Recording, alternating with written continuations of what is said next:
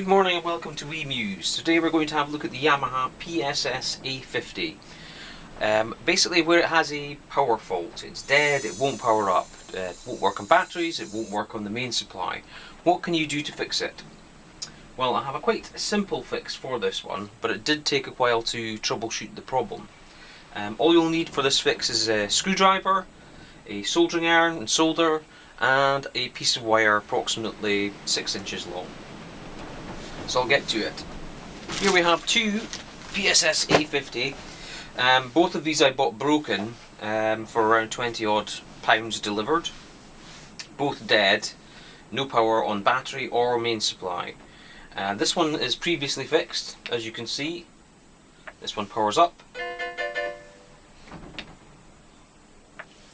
This one is dead, no power at all.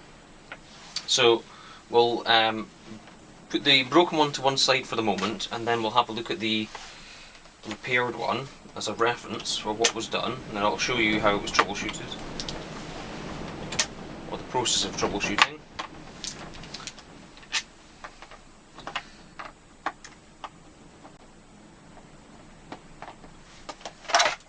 Okay, so 3 long screws in the middle, 1, 2, 3. And there's smaller screws on the outside, which you'd have to remove first. Right, to open this up, basically just lifting it and forward like that.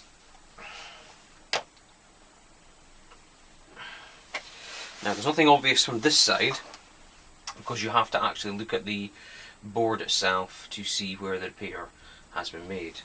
So you've got your battery supply and power in, battery only. So that comes from this cable here, which we'll need to disconnect.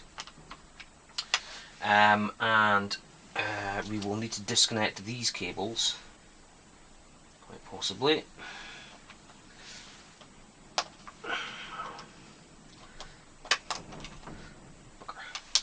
Free base to play with. Now we've just got to move these screws here. We've got 1, 2, 3, 4, 5.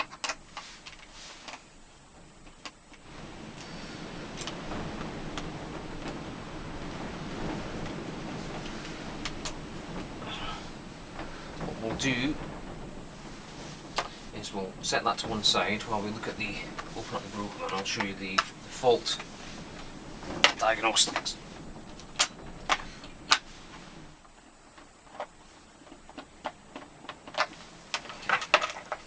Hopefully I should have 2 bigger ones out now. So this is the broken one. Oh, I'm hearing something inside hanging around, which is not normal. I think for some reason, whoever's had a go at this has put the cables on back to front, the control cables.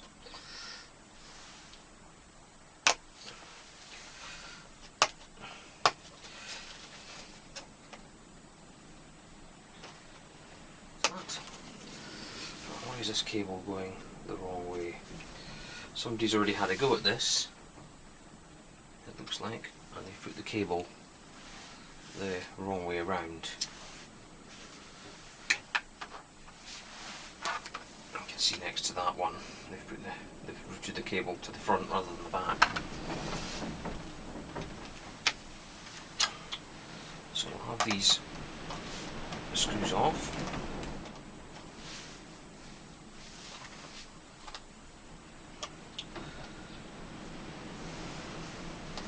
Power cable off.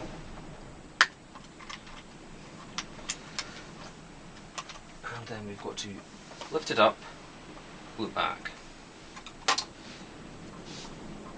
and then we'll have a look at the underside of the board here. So what you'll find when you power this on with the cables in is that there's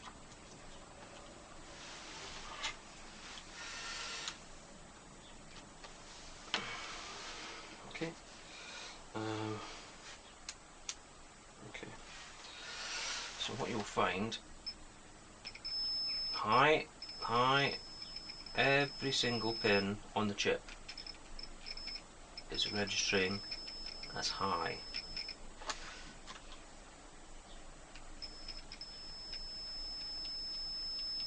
Just consistently high every pin, every chip registers as high, and I just thought this is a bit strange, you know, because in order for current to flow you need to have 0 volts or a negative voltage. You need to have a potential difference for current to flow. So clearly there's some sort of issue with the ground. And when I traced the circuit for the ground, I found this is quite an unusual circuit design in that it doesn't have like an outer ground, you know, going around the board. The ground actually runs along thin tracks and then has capacitors bridging between individual parts of the circuit. So if you have a failure of one of these SMT capacitors, or you know, bad printed circuit track, or bad contacts or bad solder joints, it's going to stop the ground from working. So I thought, well, what's the best way I can remedy this? I have to say it took forever to troubleshoot. It took a few hours to troubleshoot. I'll lift this one up and I'll show you the repair that's already been done on this one. So essentially what I've done is I have the ground from the battery supply and I have wired it to the ground from the audio. So the audio out ground is wired, and from this side to this side of the board, when I was troubleshooting with the logic probe, I found that there were certain areas of the board that still had ground, but all the chips didn't. When I connected ground to the supply ground to the ground of the audio supply, all of a sudden the board was able to have you know, current flowing. That is, there was 0 volts showing in places where there wasn't before. So that's essentially the fix. So you have this point here, the ground to the ground on the audio circuit. Now I will just prop this up so that you can see a bit better and take a close up.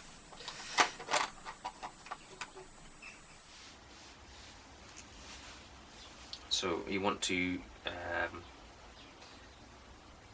have the negative, which is the top one there, connected all the way to the audio ground here, and that's basically it. So I've shown you on the working one what's been done, so I can reassemble this now. I'll put this to one side. And now let's go on to the non-working one. So wire length, possibly from here to here, so possibly a bit long that.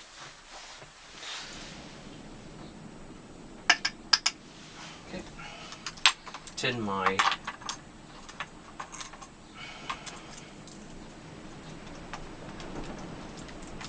please. Okay, so you want to heat the wire, and then have a little amount of solder on it. There. That. Okay. And the other side.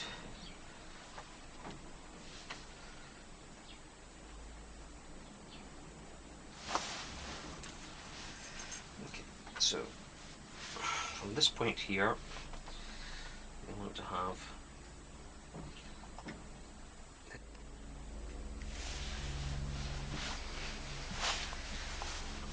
this point here. This is where it's handy to have a helping hands in place. Since we don't have that, I'll just rely on this. Okay.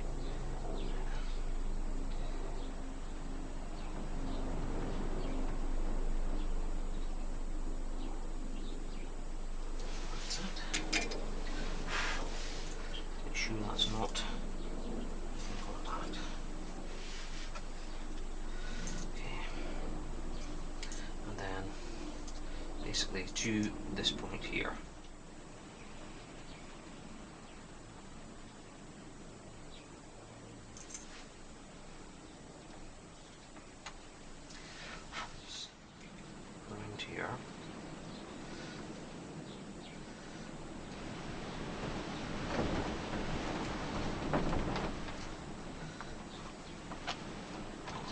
interfere with the case. There, brilliant. So we want to slap this back on as we can.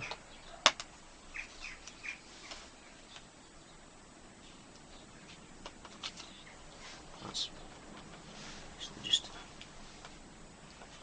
in. So I have this cable here, plug the batteries in, and hey presto, bingo! So we've now got our working PSS A50.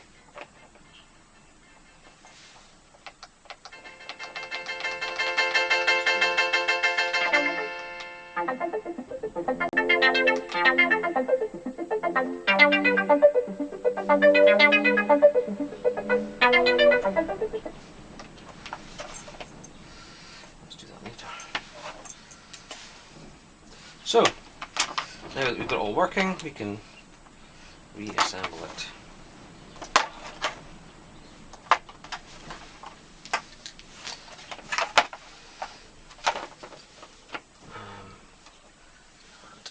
Probably should have put those cables in first.